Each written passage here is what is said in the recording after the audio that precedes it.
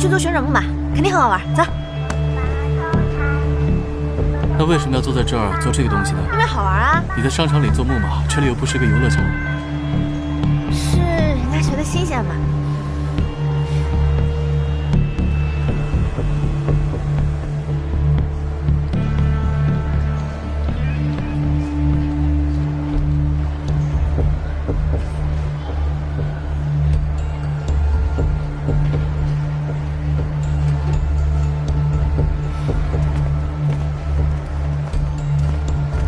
上去一下啊，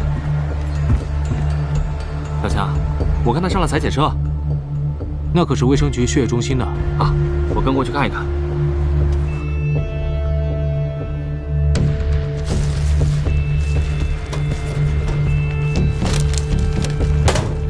啊，大夫，怎么了？我想献血。啊？怎么了？我好像看到个朋友。 说的是这儿，是这儿。别走，别走。你熟人？别说，没有说话。那个朋友的朋友了解了。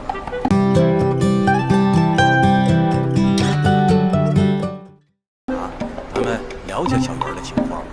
我都跟人说了呀，他们是看我朋友圈发的才叫过来的。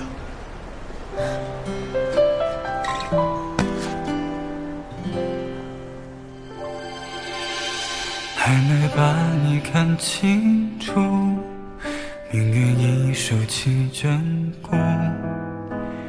你和我相隔几寸步，也仿佛天涯路。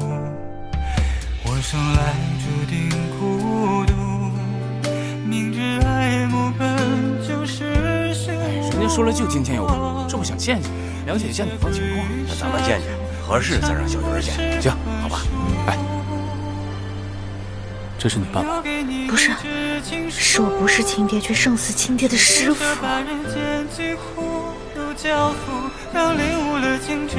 找着没有啊？找着了，你看，找找。哎，等一下。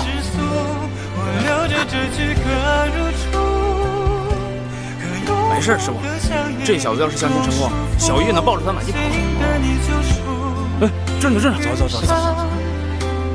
只愿意陪你，我留给你一纸情书，却不舍把人间疾苦都交付到领悟了情之深处，铭心刻骨，不再拘泥世